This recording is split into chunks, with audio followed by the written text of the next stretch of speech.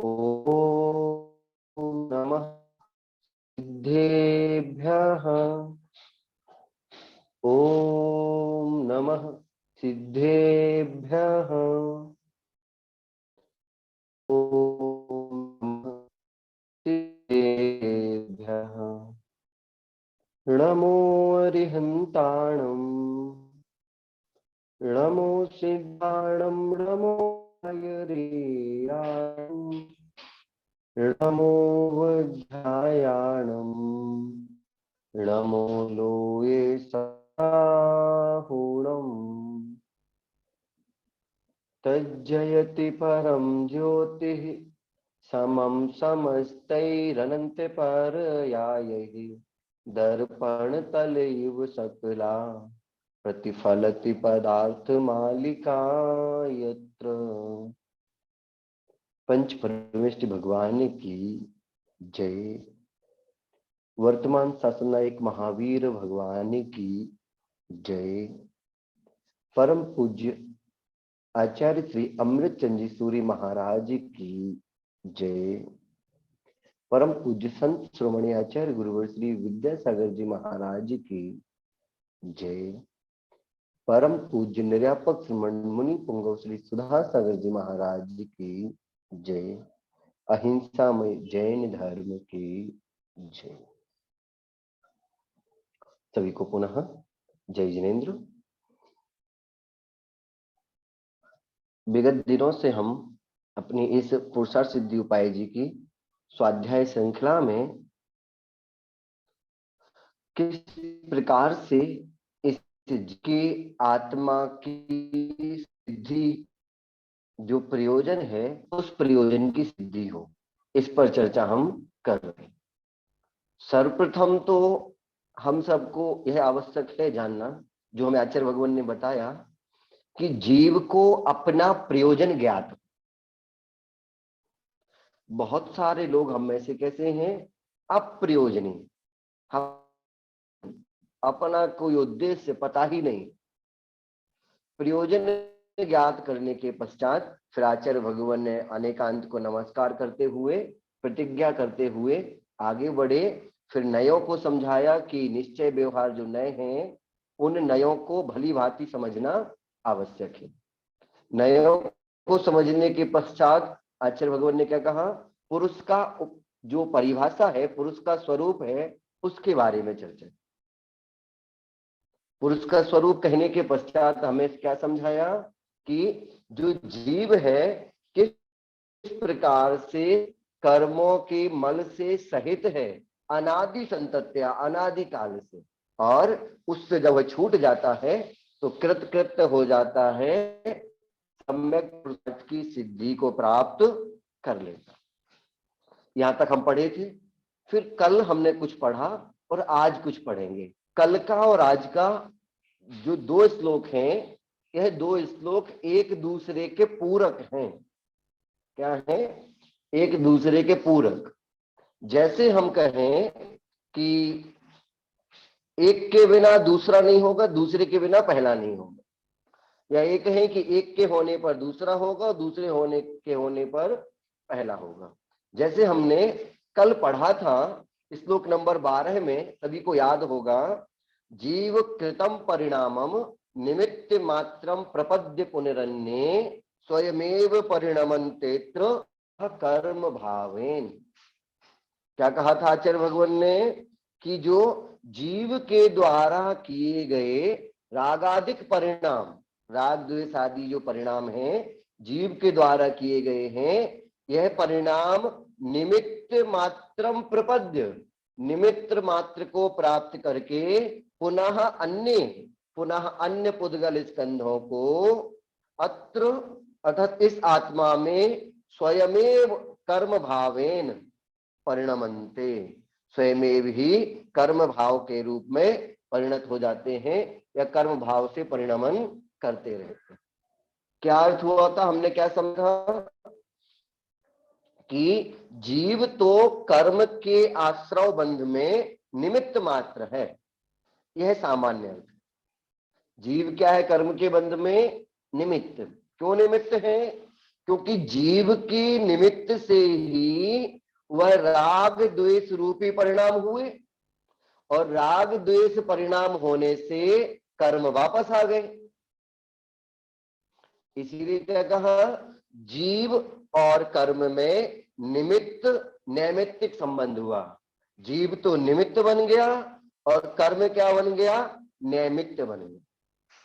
यहां तक हमने पढ़ा था। आज आचार्य भगवान उसके विपरीत कहना चाह रहे हैं। क्या कह रहे हैं आज? कल क्या समझा था, जीव और कर्म में निमित्त नैमित्तिक संबंध। आज आचार्य भगवान कह रहे हैं कर्म और जीव में निमित्त नैमित्तिक संबंध। अब यहां पर क्या हो रहा है, कर्म निमित्त होगा और जीव नैमित्त बने। कल हमने विस्तृत चर्चा इस पर की थी, किस प्रकार वह जीव पुद्गल स्कंधों को आकर्षित करता है चुंबक की तरह।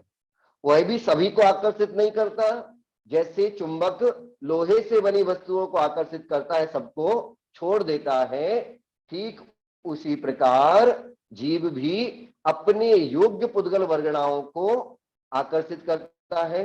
कल हमने इसके बारे में बहुत चर्चा की थी कि आहार वर्गणा को लाता है, भाषा वर्गणा, आहार वर्गणा को आकर्षित किया, भाषा वर्गणा को आकर्षित किया, फिर हमने कहा था कि मनोवर्गणा और तेजस वर्गणा, और लास्ट में पांचवा कार्मण वर्गणा।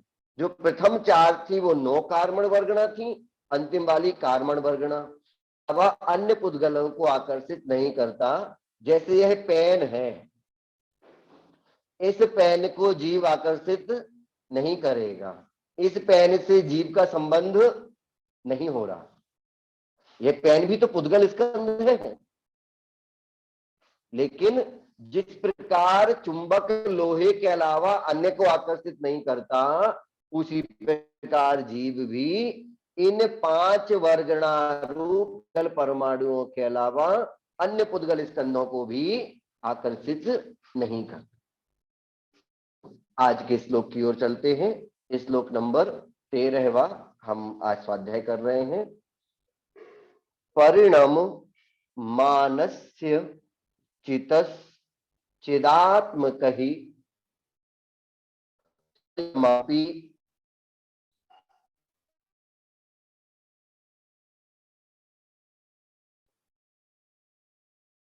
चलिए, सबको दिख रहा होगा। परिणम मानस्य चितस चिदात्मक स्वयमपि स्वकैर भावहि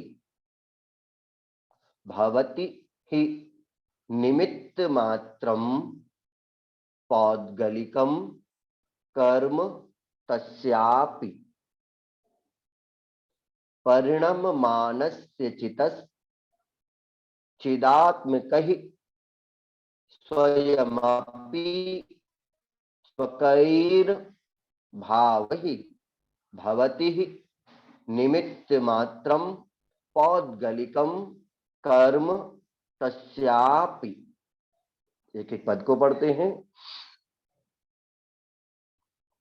परिणम मानस्य चितस चिदात्मक ही स्वयमपि स्वकैर्भावहि भवति ही निमित्त मात्रम पौद्गलिकम कर्म तस्यापि। ऐसे पढ़ते हैं। परिणम मानस्य चितस चिदात्मक ही स्वयमपि स्वकैर्भावहि भवति ही निमित्त मात्रम पौद्गलिकम कर्म तस्यापि। परिणम मानस्य चितस चिदात्मक ही स्वयमपि स्वकैर्भावहि भवति ही निमित्त मात्रम पौद्गलिकम कर्म तस्यापि। उच्चारण कर लीजिए।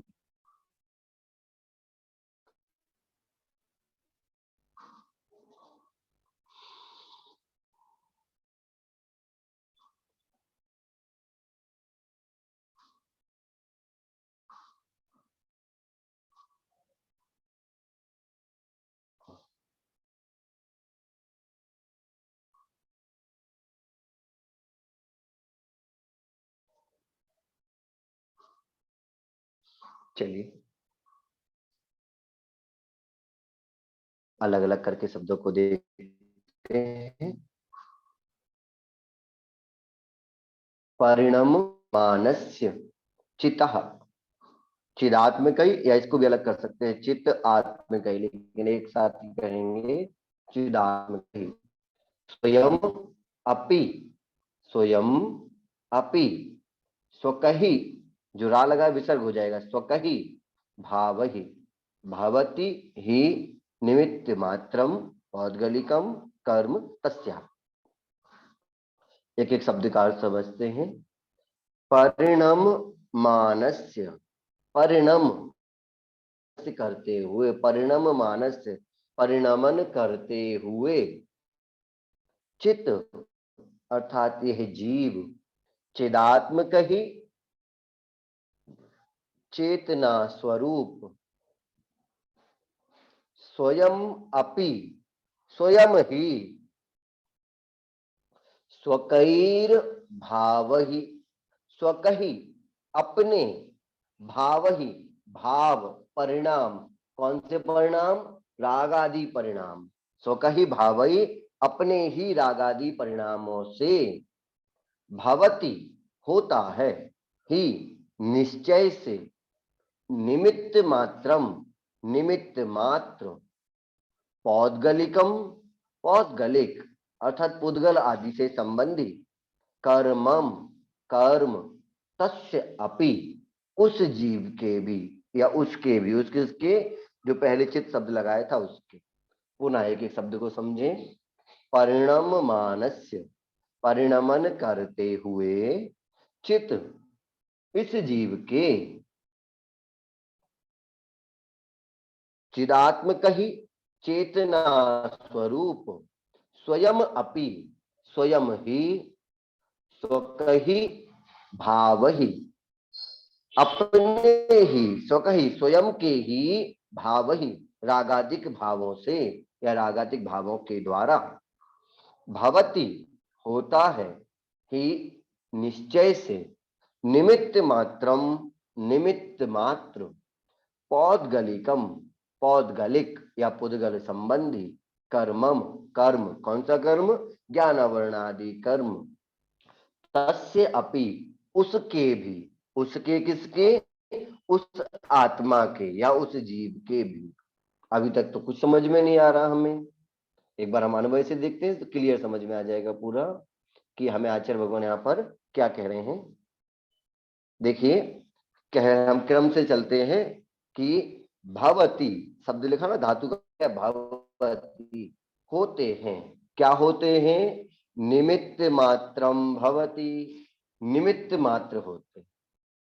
कौन होते हैं निमित्त मात्र? पौद्गलिकम कर्मम, पौद्गलिक कर्म निमित्त मात्र होते हैं। किसके? चित अर्थात जीव के भी। किस जीव की?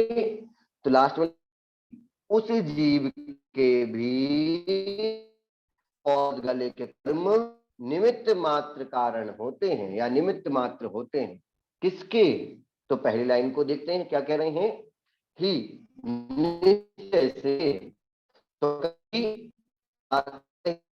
भावई, तो कही स्वयं के, चैतन्य स्वरूपी, भावई भावों के द्वारा ही या भावों से ही, स्वयमपि स्वयमेव ही, परिणमान परिणमन करने वाले, तस्य चितः अपि उस जीव की, पौद्गलिक कर्मम, पुद्गल के विकार रूप कर्म, निमित्त मात्रम भवति, निमित्त मात्र होते हैं।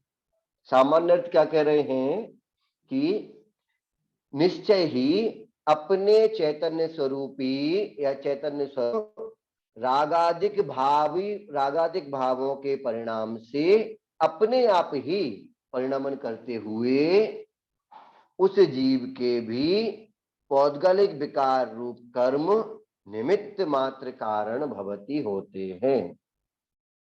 थोड़ा सा कठिन है। कठिन कैसे है? पिछले श्लोक को अगर समझ जाए,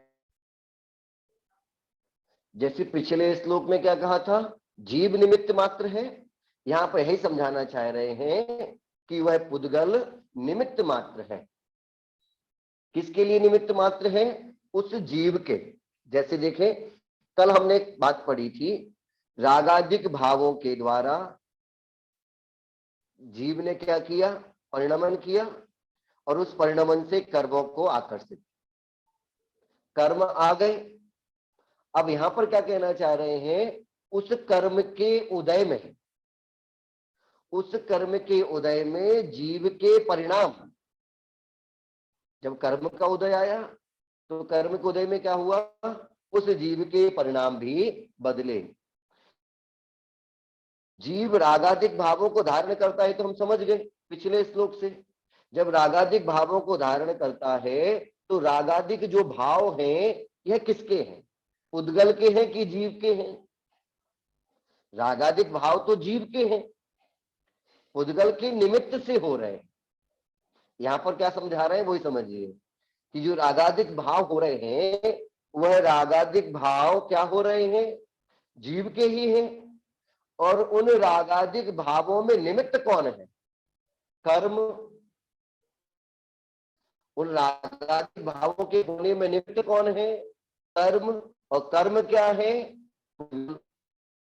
पिछले श्लोक का पूरा विपरीत, कि जीव रागादिक भावों से सहित उनको धारण करता है, और रागादिक भाव जीव के ही क्या है? अशुद्ध भाव है। हमारी विभाव पर्याय है रागादिक भाव, उस विभाव पर्याय में है। वह रागादिक भाव जीव का ही परिणाम है, लेकिन जब वह रागादिक भाव रूप परिणाम कर रहा है तो इन परिणामों में पुद्गल कर्म निमित्त है। इतना हमें समझना है। तो हम अब तक क्या समझे इन दोनों श्लोकों में? कि कर्म के बंध में जीव निमित्त है। कर्म के बंध में क्या है?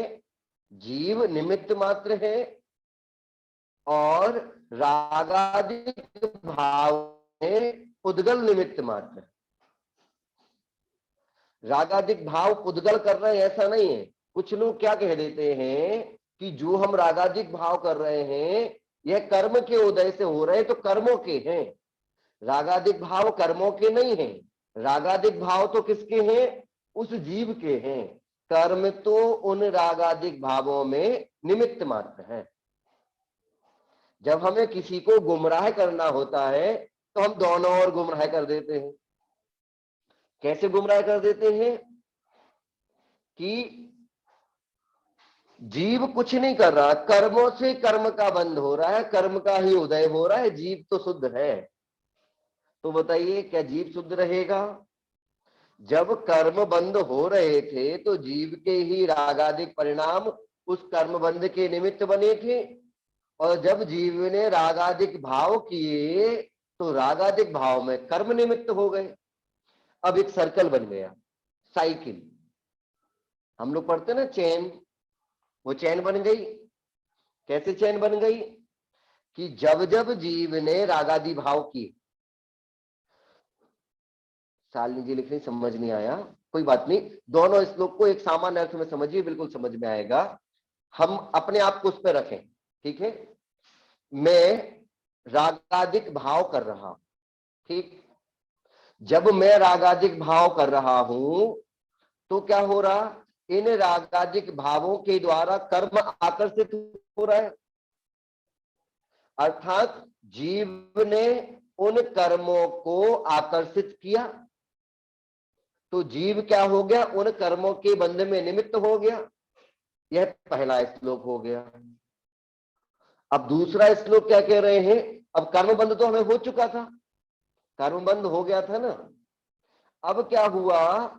जीव ने जो रागादिक भाव किए तो वो कर्म के उदय में ही तो किए हैं।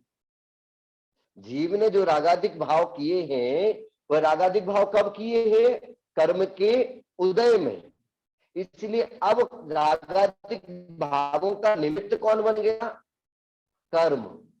एक श्रृंखला है, इस तरीके से मैं प्रयास करता हूं कि आपको ड्रॉ कर दूं। जीव और जीव के रागादि भाव किसको आकर्षित कर रहे हैं? कर्म को। इस कर्म का उदय हुआ। उदय में क्या हुए? रागादि भाव हुए। ये रागादि भाव किसके हैं? जीव के। इन रागादि भाव में निमित्त कौन बन गया? कर्म। देखिए, मैं प्रयास कर रहा हूं कि आप लोगों को क्लियर हो जाए। देखिए सभी जन,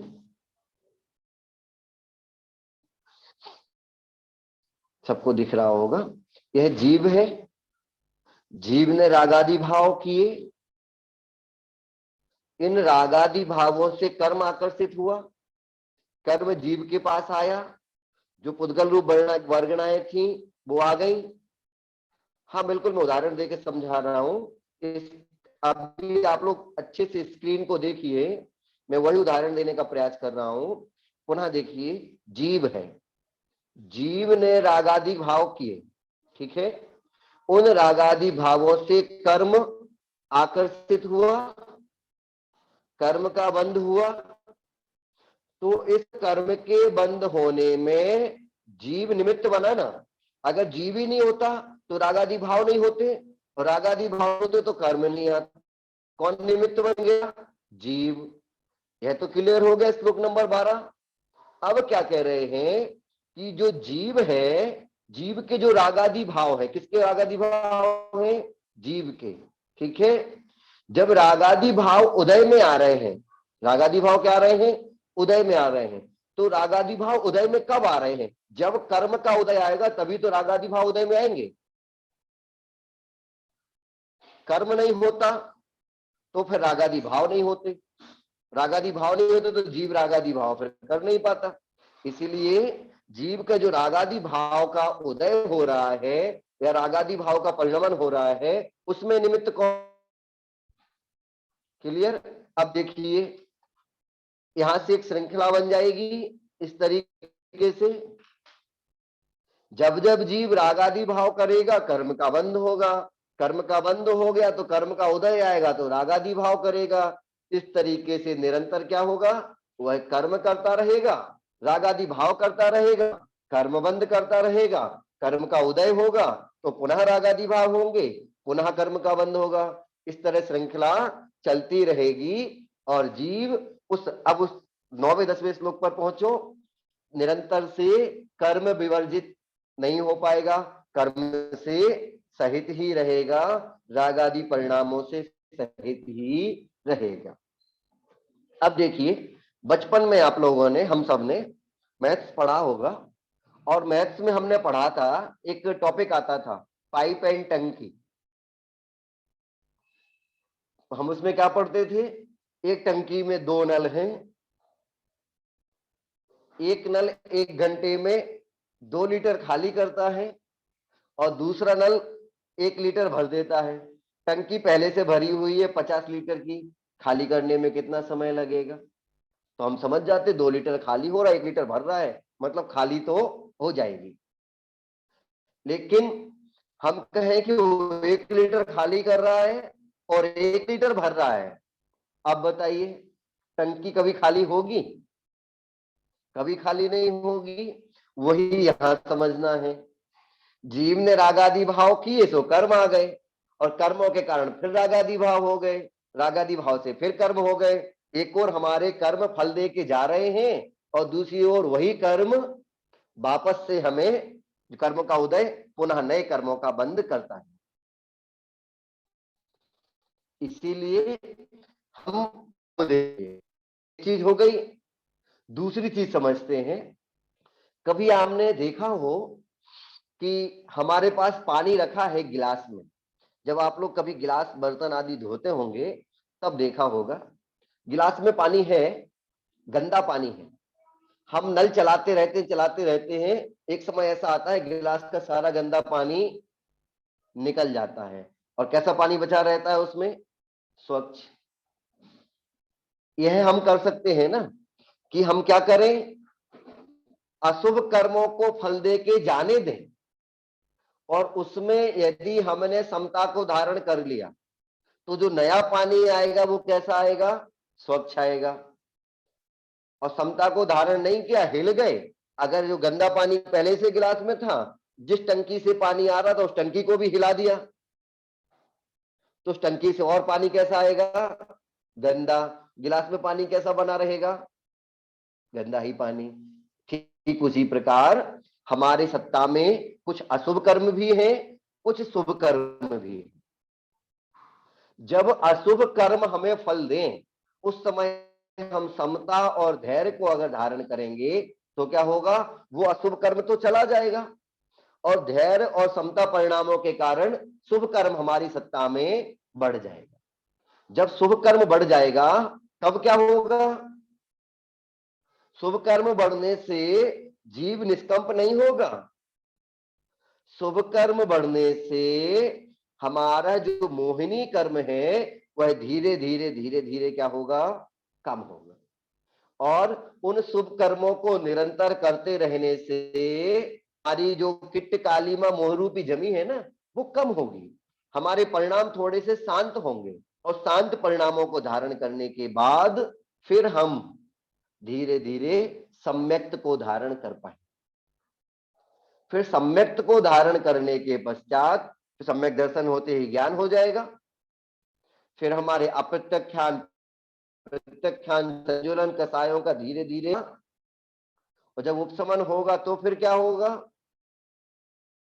चरित्र आ जाएगा। अप्रत्यक्षान प्रत्यक्षान जाएगा, धीरे धीरे क्या होगा? चरित्र आ जाएगा। इसी प्रकार से हम आगे बढ़ेंगे। तब जाके हमने लिखा था ना 10वें गुण स्थान, 11वें गुण स्थान, 12वें गुण स्थान, ऐसी प्रक्रिया करते करते फिर जब जीव अपनी सत्ता से वह गंदा पानी और अच्छा पानी दोनों ही हटा देगा। कैसे? उस बर्तन में जो पानी है, तीव्र सूर्य का तीव्र प्रकाश लगा, क्या हुआ? सूर्य का तीव्र प्रकाश लगा और पानी धीरे धीरे धीरे धीरे क्या होता गया? कम होता गया, पानी चला जाए।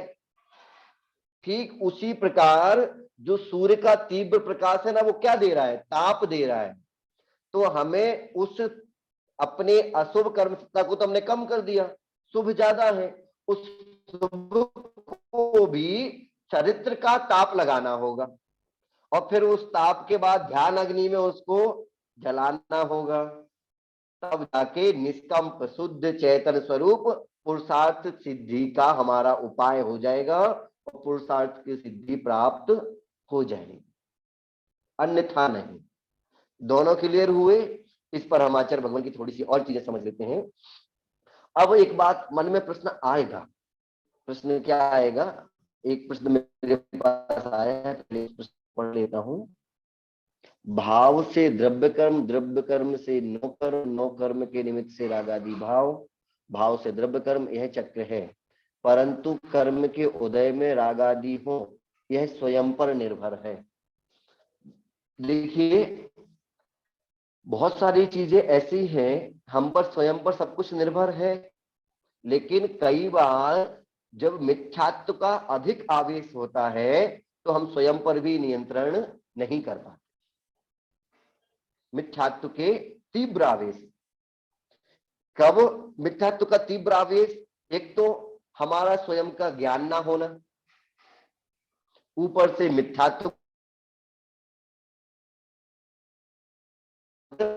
अपना नियंत्रण नहीं कर पाते हैं और भाव उदय होता है और तीव्र रागादि भाव कर जाते हैं, और जिनका नियंत्रण हो जाता है वह संसार से तर जाते हैं। इतना तो अंतर ही है।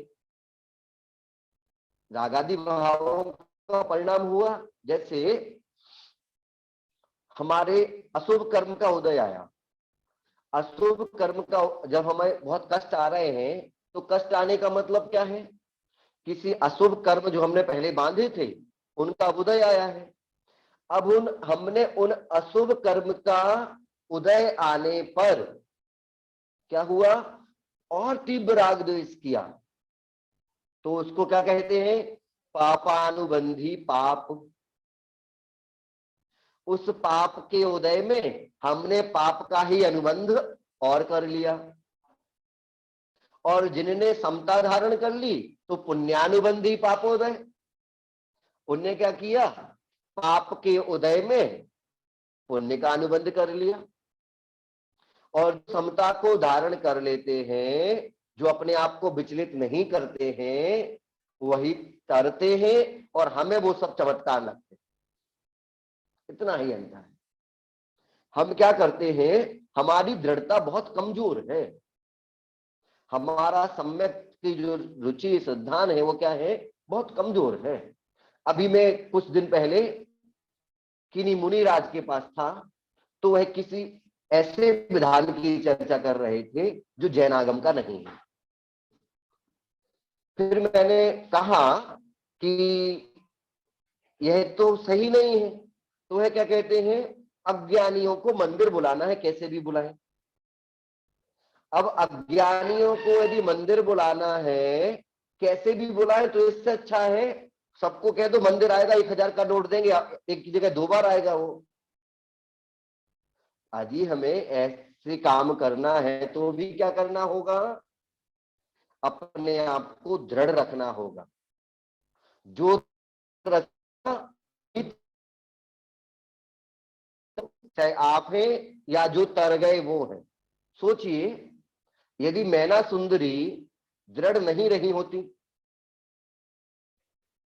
तो क्या होता, आज क्या हम उनको समझ पाते, उनको जान पाते। मैना सुंदरी को छोड़ो, आचार्य भगवान समंत स्वामी जी ने तो यमपाल जैसे चांडाल को महान कह दिया। सुना है ना श्रावकाचार्य जी में, यमपाल चांडाल जो मात्र अष्टमी चतुर्दशी को वध नहीं करता, उसको भी देवता पूजते हैं, अणुव्रती, इतना महान कह दिया। क्यों? क्योंकि वह दृढ़ था। और हम लोग क्या होते हैं, जैसे ही पाप का उदय आता है दृढ़ नहीं रह पाते हैं, गिर, थोड़ा सा रोग आया नहीं कि 4 अन्य जगह पूजने पहुंच जाते हैं। तो फिर पाप का उदय आया था, ऐसे में हमने और मिथ्यात्व के बीज बो दिए, तो अगले समय में और तीव्र मिथ्यात्व आएगा, और तीव्र मिथ्यात्व आएगा तो फिर हम और लड़ेंगे, स्वाध्याय कब करेंगे। यह हमारा तीव्र पुण्य का उदय है कि हम जिनवाणी को भावपूर्वक सुन रहे हैं। भावपूर्वक सुनने का अर्थ क्या है, हम यदि पढ़ रहे हैं, अपने मन से पढ़ रहे, जबरदस्ती किसी को बुलाया नहीं गया, मन से पढ़ रहा है, क्या हुआ, हमारा मन कर रहा है कि मैं जिनवाणी को पढ़ूं। मुझे यहाँ पर वह उदाहरण बहुत अच्छे से याद आता है कि एक दादी माँ जिनवाणी रोज लेके मंदिर में बैठती थी, और वह क्या करती थी, जिनवाणी उल्टा पकड़ के रखती थी। जिनवाणी कैसी पकड़े हैं, उल्टे, साइड है। और एक व्यक्ति रोज देखता, एक दिन उसका सब्र टूट गया, पूछ ही लिया उन दादी माँ से, दादी माँ आप क्या पढ़ते हो इसमें। और दादी माँ देखी कोई बहानेबाज नहीं है, बड़ी निश्चल है। वह क्या कहती है कि बेटा मुझे पढ़ना कहाँ आता है, मैं तो अनपढ़ हूं, लेकिन सोचती हूँ क्या पता ग्रंथ को हाथ में लेने से कुछ पुण्य मिल जाए कि अगले भाव में कम से कम मैं पढ़ने लायक हो जाऊं। अर्थ क्या है, शक्ति नहीं है, ज्ञान नहीं है, लेकिन तीव्र इच्छा है। और आप सभी मन में संकल्प लीजिए, मैं नियम नहीं देता हूं, कोई संकल्प लीजिए कि यदि हमारे नगर में कोई ऐसा व्यक्ति है जो मन में बहुत लग रखता है पढ़ने की और पढ़ नहीं पा रहा अज्ञानवश, या आंखों की नेत्र की ज्योति कम हो गई, तो यदि मुझे मंदिर में वो दिख जाते हैं तो कहेंगे दादी माँ बैठिए, मैं आपको थोड़ी देर सुना देता। क्या पता यही ज्ञानदान कभी कौंडिस ग्वाला जैसा फलकारी हो और हमें कुंद कुंद स्वामी समान सरीखा ज्ञान का भंडार बना दे। जिनवाणी का पढ़ना, पढ़ाना और जिनवाणी की सुरक्षा करना, ये तीनों महत्वपूर्ण हैं। अब देखिए हम लोग अवमानना कर देते हैं, पूजन करते हैं, जिनवाणी में ही चावल छोड़ देते हैं, पानी भी उसमें गिरा देते हैं। ध्यान रखना बहुत तीव्र कर्म का बंध होता है। हमें समय समय पर जिस प्रकार, हम देखिए जिनवाणी पढ़ने का अर्थ तभी निकलेगा जब हम उसको जीवन में ढालेंगे। इतने सारे लोग पढ़ रहे हैं, सभी अपने अपने घर की ओर दृष्टिपात कीजिए। आपके वॉशिंग मशीन में कवर लगा होगा, टीवी पर भी कवर लगा होगा, और फ्रिज आदि पर भी कवर लगा होगा। जो आपकी बड़ी बड़ी सील्ड जो आप मोमेंटो मिले हैं, उनको तो आपने दो दो कांच के अंदर पैक करके रखा होगा, नमी ना लग जाए, खराब ना हो जाए। मेडल भी बड़े कांच में जड़वा के रख दिए गए होंगे। ऐसा ही है सबके यहाँ। तो अब बताओ, ये सब बड़े हैं कि जिनवाणी बड़ी?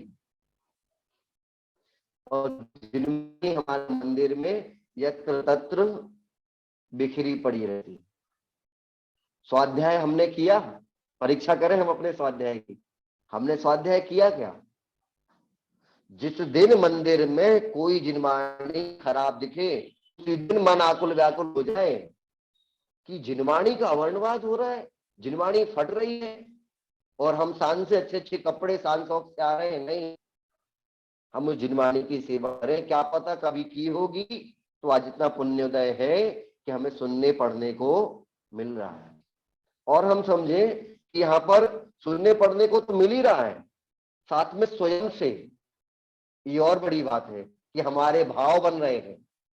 नहीं तो मजबूरी में तो कोई भी पढ़ाना पड़ता है। स्कूल में बच्चा आता है, घर से भेज दिया गया, 6 घंटे फंसा है, अब क्या करें? मंदिर में आ गए, बारिश हो रही है, तो चलो महाराज जी की प्रवचन ही सुन लेते हैं।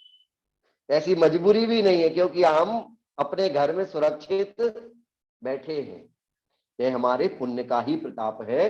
कोई अच्छे कर्म उदय में आ रहे हैं। एक चीज और याद रखना, अच्छे कर्म उदय में आ रहे हैं, हम पढ़ रहे हैं, इसी पढ़ाई के समय यदि हम अत्यधिक प्रमाद करते हैं, या लेट जाते हैं, या फिर इसको काम करते करते सब्जियां बनाते रहते हैं, या फिर कल के खाने की तैयारी करते रहते हैं, कुछ प्रेस कर रहे हैं, मुझे वीडियो में दिख जाते हैं कुछ ऐसे महानुभव, तो भी समझिए कि पुण्य के उदय में पाप का बंद कर रहे हैं। जिनवाणी के स्वाध्याय के समय किसी प्रकार का प्रमाद नहीं। प्रमाद किसे कहते हैं, किसी को पता है क्या? परिभाषा दीजिए, प्रमाद किसे कहते हैं? अच्छा शब्द याद आया, प्रमाद किसे कहते हैं?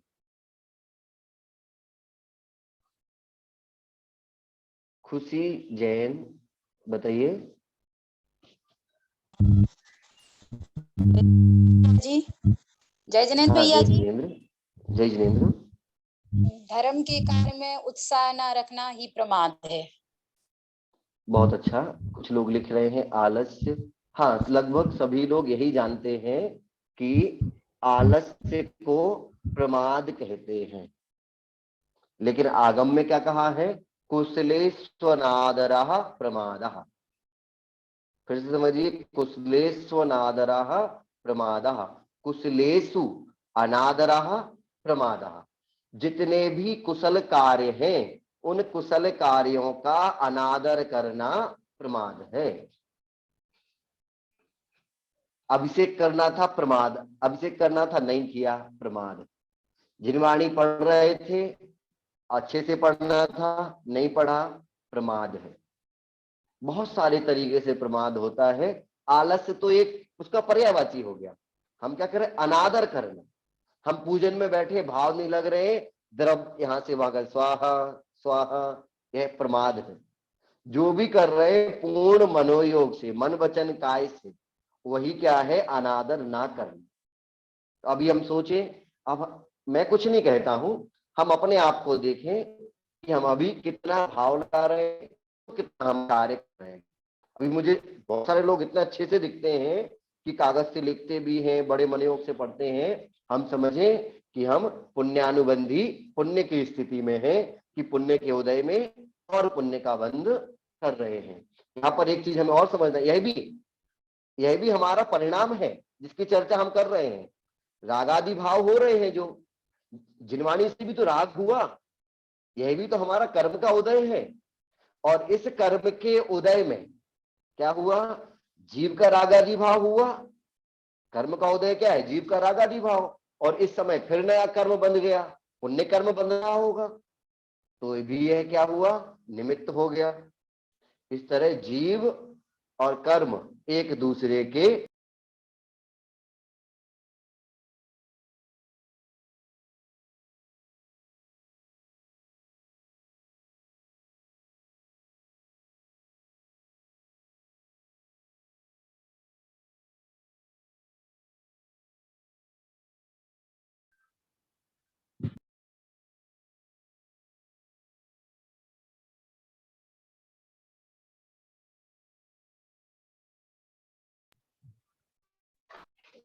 क्षमा करें, नेटवर्क की वजह से मैं क्लास से बाहर हो गया था। चलिए, हमने अभी क्या समझा था कि उस कर्म के निमित्त से हमने और नए कर्मों का आश्रय बंधादि किया।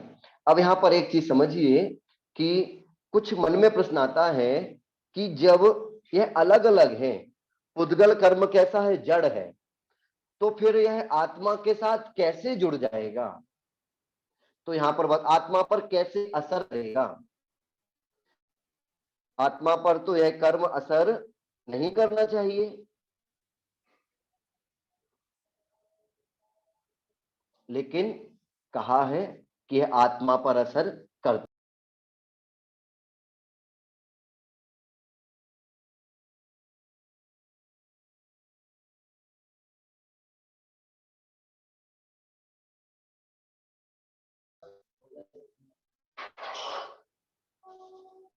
आप लोगों तक आवाज मेरी आ रही है क्या? ठीक है, आ रही है। देखिए, यद्यपि उद्गल क्या है, जड़ है, लेकिन फिर भी उसका आत्मा के साथ क्या है, अति घनिष्ठ संबंध है। जैसे जीव के साथ शरीर अति घनिष्ठ संबंध है, इस कारण से उसका आत्मा पर असर पड़ता है। यह क्यों कहना पड़ रहा है? इसलिए कहना पड़ रहा है कि किन्हीं महानुभावों ने प्रश्न किया कि जीव तो चेतन है और पुद्गल अचेतन है, तो चेतन पर अचेतन का प्रभाव हुआ कैसे? दोनों अलग अलग है तो उसका प्रभाव नहीं होना चाहिए। तब यहाँ पर आचार्य भगवान कह रहे हैं, मैं सही है, आप सही कह रहे हैं, मैं मानता हूं कि पुद्गल यद्यपि जड़ है, लेकिन उसका आत्मा से अति घनिष्ठ संबंध है, इसीलिए वह असर करता है। जैसे मादक पदार्थों का सेवन, मादक पदार्थों का सेवन किया और जीव क्या हो गया, मूर्छित हो गया। क्या मात्र शरीर मूर्छित हुआ है? वहां पर प्राण भी तो गए हैं ना। तो यहां पर क्या हुआ, आत्मा का ज्ञान मूर्छित हो गया, अब उसको कोई होश नहीं है। यदि उसने शराब पी ली, शराब पीने के बाद क्या हुआ, वह भ्रमित हो गया ना। तो भ्रमित हुआ तो क्या पुद्गल भ्रमित हुआ? वह शराब पीने के कारण पुद्गल भ्रमित नहीं हुआ, जीव भ्रमित हुआ है। हम लोग स्टोपदिशी पे पढ़ते हैं ना, मोहे ने संवृतम ज्ञानम स्वभावम लभते नहीं, मत्ता अपमान पदार्था नाम यथा मदन को द्रवही। कि जब जीव ने मदिरा पी ली तो उसको स्वयं का भान नहीं है। कभी माँ को बहन, माँ को पत्नी, पत्नी को माँ, इस तरीके से कुछ भी वह कह देता है। तो इसमें क्या हुआ, उसका जो ज्ञान है वह ज्ञान तो भ्रमित हुआ या नहीं हुआ? और जब ज्ञान भ्रमित हुआ तो जीव भी भ्रमित हुआ, जब ज्ञान मूर्छित हुआ तो जीव मूर्छित हुआ। यहां पर हमें ध्यान देना है कि जो कर्म है, यह कर्म, कुछ कर्म ज्यादा असर करते हैं, कुछ कर्म कम असर करते हैं। अर्थात कुछ पुद्गल ज्यादा प्रभाव डालते हैं, कुछ पुद्गल कम प्रभाव डालते हैं। जैसे 8 कर्म है, 8 कर्म में 4 घातीय कर्म है और 4 अघातीय कर्म है। ऐसा क्यों बांटा? जो 4 घातीय कर्म है यह आत्मा के गुणों का घात कर देते हैं, इसीलिए घातीय कर्म है। मैंने क्या कहा, आत्मा के गुणों का ही घात कर दिया, तभी तो इनको घातीय कर्म कहा। फिर आचार्य बताते हैं कि वह जो कर्म का पुंज है, कर्म का पुंज अर्थात समूह, कर्म का समूह है वह 4 प्रकार का है। पुंज ज्ञान नहीं या कर्म नहीं, कर्म पुंज है, 4 प्रकार के हैं। जो पहले प्रकार के कर्म पुंज यहां पर लिखते हैं वह कैसे होते हैं, शैल के समान, अर्थात पर्वत के समान। किसके समान? पर्वत के समान। जैसे पर्वत क्या करता है कि अगर कोई टकरा जाए पर्वत से तो क्या होगा, पर्वत का घात होगा कि उसका घात होगा? जो टकराएगा उसी का घात होना है ना। तो ऐसे ही कर्मपुंज जिनसे टकराते हैं, आत्मा के गुणों से टकराते हैं, तो आत्मा के गुणों का ही घात कर देते हैं, पूर्ण घात कर देते हैं। यह क्या है, शैल के समान। फिर कहा गया है, इसको एक नाम और दिया जाता है, सर्वघाती स्पर्धक। अब वह जीव का जी में थोड़ा सा ज्यादा विस्तार से है, यहां में उसकी चर्चा नहीं करनी है। सर्वघाती स्पर्धक अर्थात जो पुद्गल के पुंज कैसे है, सर्वघाती।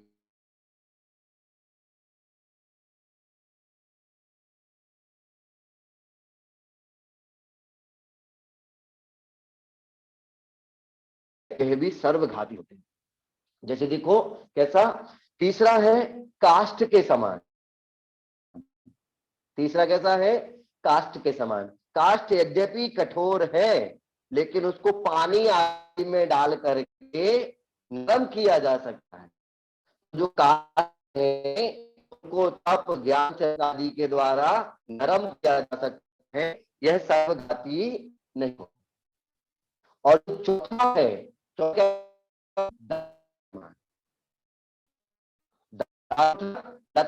जो वृक्ष की लताएं होती है, लहराती रहती है, कभी यहाँ कभी वहां। वह क्या करती हैं, कभी किसी गुण का घात करते हैं, कभी किसी गुण, सभी गुणों का घात नहीं करते। इस प्रकार चार के कर्म पुंज हैं। जिस प्रकार का पुंज उदय में आया उसी प्रकार के भाव कराए। फिर दिक्कत हमें, कैसे कराएगा? तो यहाँ पर एक बहुत अच्छा उदाहरण देते हैं। हम सभी फोटो क्लिक कराते हैं, फोटो खींचता है, उसने फोटो को क्लिक किया, लेंस को इस तरीके से रखा प्रतिबिंब में हमारा जो चेहरा आदि है वह उसमें दिखे, तो लेंस के द्वारा हुआ है, लेंस के द्वारा हुआ ना। अब ये देखिए कुछ लोग कह रहे हैं आवाज कर रही है। अच्छा ठीक है सर।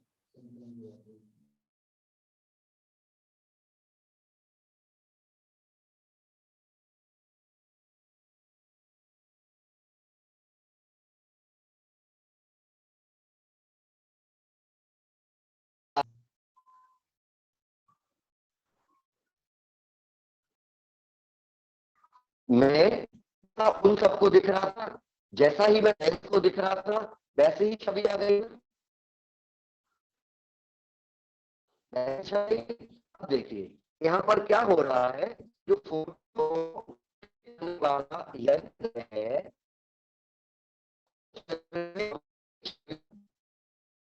अब देखिए लेंस किससे हो रहा है,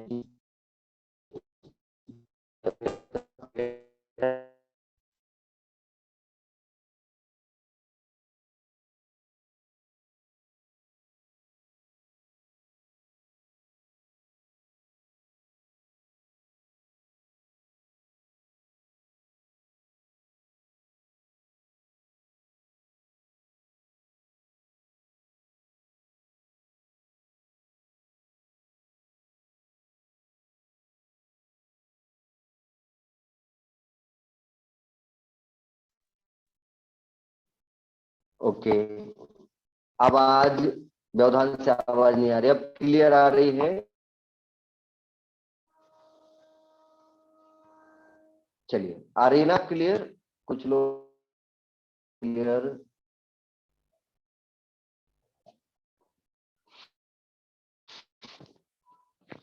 चलें, अब जितना नेटवर्क आ रहा है, हाँ अब क्लियर, कुछ मैसेज आए हैं मेरे पास कि हाँ क्लियर आ रही है। चलिए पुनः प्रारंभ करते हैं। हम कहाँ चल रहे थे? हाँ,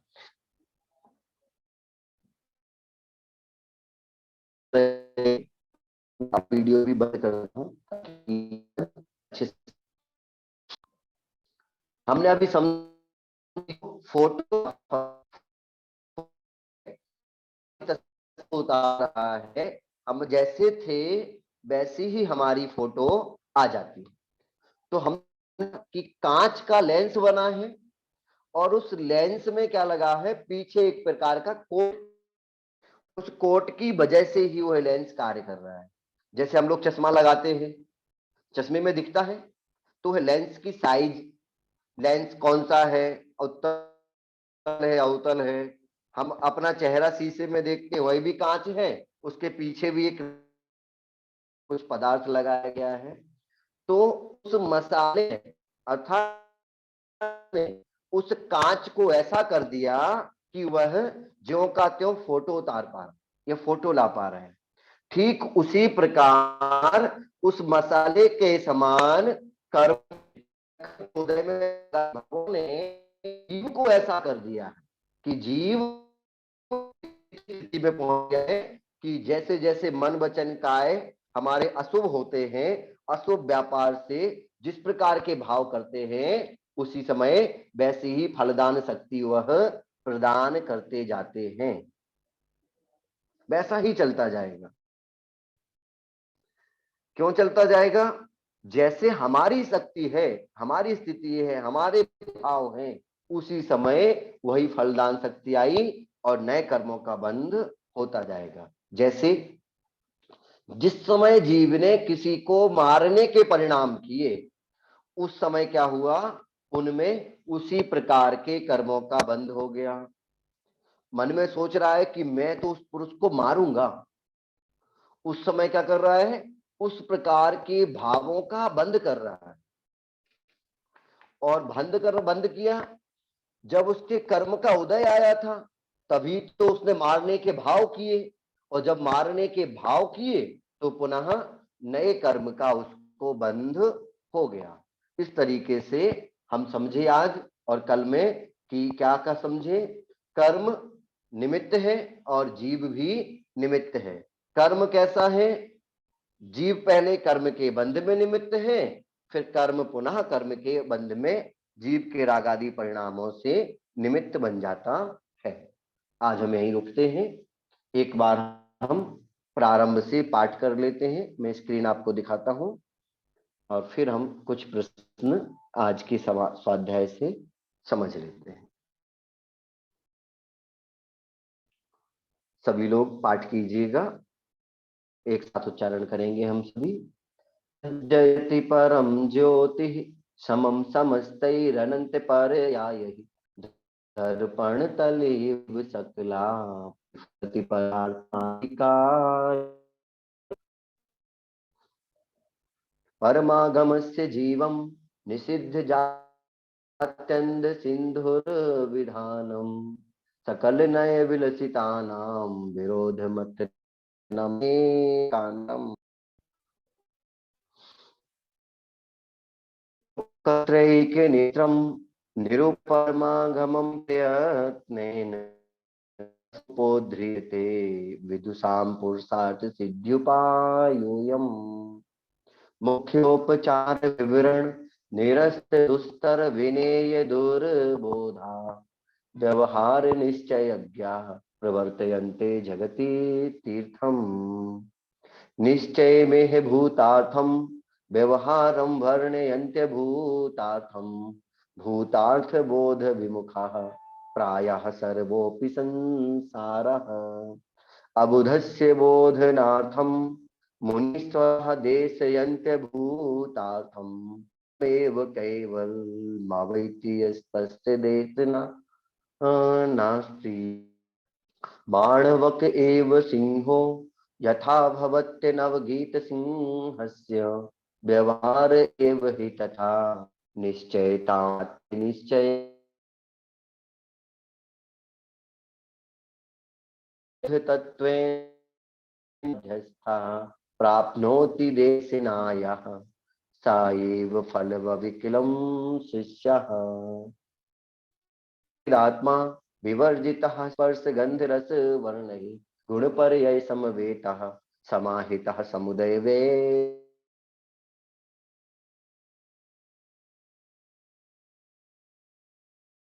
विवर्तैरनादिसन्तत्या परिणामानां स्वेषां सा भवति कर्ता च भोक्ता च सर्वविवर्तोत्तीर्णं यदा स चैतन्यमचलमाप्नोति भवति तदा कृतकृत्यः धीमानः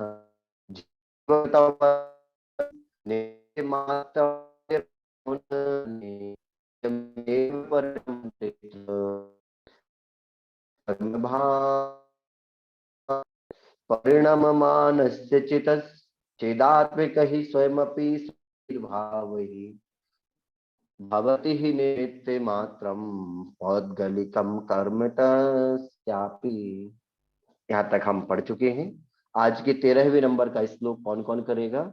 एक बार हाथ ऊपर कर दीजिए। 2-4 लोगों से हम सुन लेते हैं ताकि और शेष लोगों को भी बन जाए। विलास वायकोस, विलास भैया पढ़िएगा। जय जैन भैया जी। जय। 13 नंबर का पढ़ना है। हाँ 13 नंबर। परिणममानस्य चिदात्मके स्वयमपि स्वके भावे भवति निमित्तमात्रं पौद्गलिकं कर्म तस्यापि। बहुत अच्छा। नेक्स्ट जैन 1008।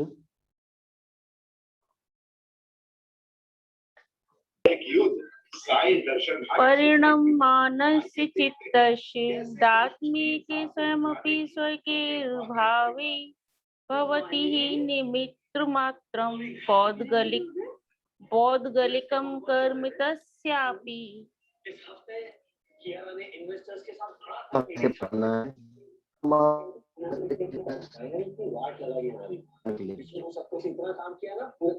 जय जिनेन्द्र भैया।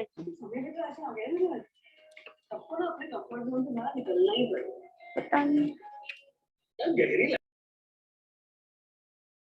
चलिए नेक्स्ट में नाम सुनीता जी पढ़िएगा। परिणमानस्य चित्तस्य चिदात्मैक स्वयमपि स्वैकेर्भावै भवति हि निमित्तमात्रं पौद्गलिकं कर्म तस्यापि। जय जिनेन्द्र भैया जी। अच्छा। नेक्स्ट अनीता जी। अनीता जी। परिणमानस्य चित्तस्य चिदात्मके स्वयमपि स्वकैर्भावै भवति निमित्तमात्रं पौद्गलिकं कर्म तस्यापि। जय जिनेन्द्र भैया जी, आवाज आ रही है? भैया जी मैंने पढ़ी है। Hello hello. परिणमानस्य चित्तस्य चिदात्मके स्वयमपि स्वकैर्भावै भवति निमित्तमात्रं आपकी आवाज आना रुक। तस्यापि।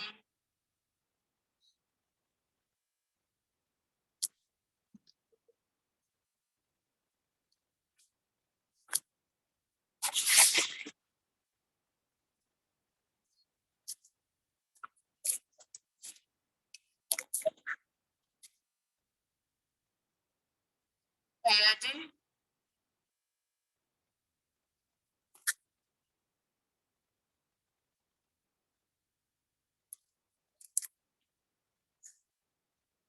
जय जिनेन्द्र भैया जी।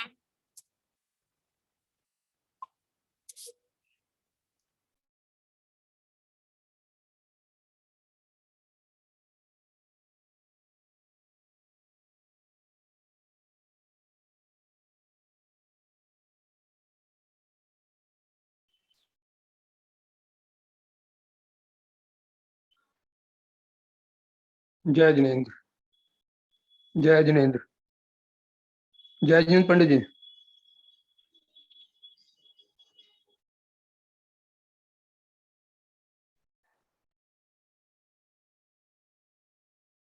जय जिनेंद्र पंडित जी। जय जिनेंद्र। मेरी आवाज आप तक ना आ रही हो, जय हाँ जी। जिनेंद्र आप पढ़िएगा। वो दिखाई नहीं दे रहा जी मुझे। अच्छा, दिखाई नहीं दे रहा, स्क्रीन जी चली गई है। ओके, जी। मैं पुनः प्रयास करता हूँ।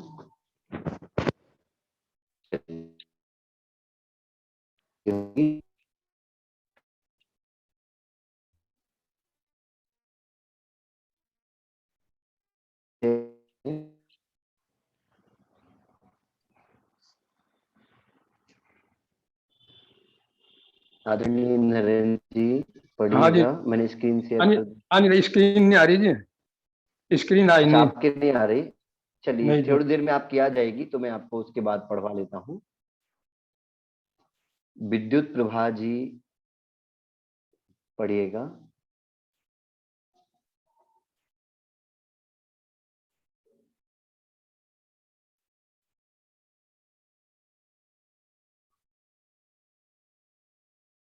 चलिए, ऐसा लग रहा है मुझे कि नेटवर्क की अत्यधिक समस्या है इस। भैया जी पढ़ रही हूँ। जय जिनेन्द्र। परिणममानस्य चितश्चितात्मकैः स्वमपि स्वकैर्भावैः भवति हि निमित्तमात्रं पौद्गलिकं कर्म तस्यापि।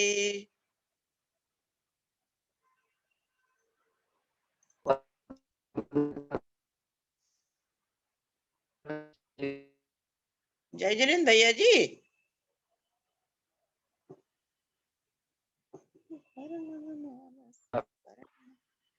अब आवाज आ रही है? आदरणीय नरेंद्र जी पढ़िएगा, यह लास्ट पढ़ रहा है आज का, फिर हम 2-3 प्रश्नों को भी समझ लेंगे। जय जिनेंद्र। जय जिनेंद्र पंडित जी। जय जिनेंद्र। वो आ रहा, उसके ऊपर कुछ और आ गया स्क्रीन के ऊपर। अब दिखाई दे रहा जी। हाँ, परिणमानस्य चितश्चिदात्मकै स्वमपि स्वकै भव्ये भवति हि निमित्तमात्रं पौद्गलिकं कर्म तस्यापि। परिणमानस्य चिदश्चिदात्मकै स्वमपि स्वकै भव्ये भवति हि निमित्तमात्रं पौद्गलिकं कर्म तस्यापि। क्लियर। अभी आपका उच्चारण अच्छा है, लेकिन हमने इसमें क्या हुआ, पद यहां से वहां हो गया। जैसे पहले पद में हमें क्या पढ़ना था, आप सभी लोग एक साथ देख लीजिए। परिणम मानस्य चितस्, यहाँ रुक जाना। फिर क्या पढ़ना है, चिदात्मिक ही स्वयं अपि सुकैर भाव ही, फिर रुक गए। फिर भवति ही निमित्त मात्रम, रुक गए। इसके बाद पौद्गलिकम कर्म तस्यापि। चलिए, आज समय अधिक हो गया है, आज हम प्रश्नोत्तर ज्यादा लोगों के नहीं हो तो कर लेते हैं। जो पढ़ने के लिए हाथ ऊपर किए थे वो हाथ नीचे कर लीजिए, और जो प्रश्नोत्तर वाले हैं वो हाथ ऊपर रखिएगा। अगर ज्यादा नहीं हुई तो आज हम इन प्रश्नों को भी देख लेते हैं। चलिए, कम ही प्रश्न है। शालिनी जी कुछ पूछ रहे हैं, पूछिएगा। भैया जी जय जिनेन्द्र। जी। भैया जी आपने बताया था कि जैसे हम जिनवाणी वगैरह पढ़ रहे हैं और यदि उसमें हम अपना कुछ काम करने लग जाए तो वो हमारा पुण्यानुबंधी पाप हो जाता है। और यदि भैया जी जैसे नहीं हम नहीं नहीं नहीं, पाप नहीं, पुण्य। पाप का पुण्य अनुबंध हो रहा है पुण्य में, पुण्य के उदय पुण्य में। में। हाँ जी भैया जी। तो भैया जी अब जैसे हम पढ़ रहे हैं या आपकी क्लास ले रहे हैं और हाँ यदि इस बीच कोई आ जाए तो हम उस क्लास को चलने दें या हम उसको लीव कर दें? हाँ, देखिए, एक और अपना योग लगाइए बस। जो भी करे पूर्ण योग से करे, गृहस्थ के कार्य हो या धर्म के कार्य हो। ठीक है भैया जी, तो अगर कोई धन्यवाद। आता है, व्यवधान आता है, तो उस समय हाँ हम जी। अपने मन को पूरा वहीं लगा ले, यहाँ से हम 9 बार नमोकार मंत्र पढ़ के हम जा हाँ सकते हैं। जी ठीक है भैया जी। धन्यवाद भैया। नेक्स्ट नीलिमा जी, नीलिमा आईपैड, नीलिमा जी पूछिएगा।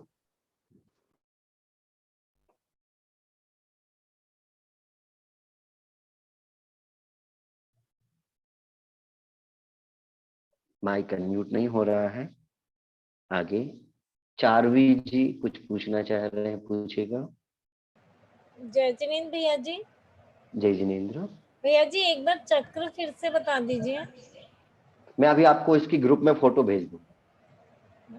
नहीं, एक बार जैसे जीव ने रागाद्वेष देखिए, किया, जीव ने राग किया, जिससे कर्म बंधे, हमने जो समझा, और उन कर्म के उदय में उसने फिर से राग द्वेष किए, तो फिर वो कर्म बंध गया।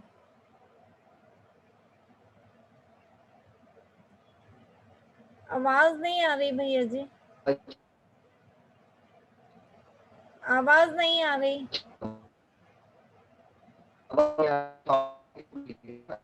आवाज नहीं आ रही भैया जी।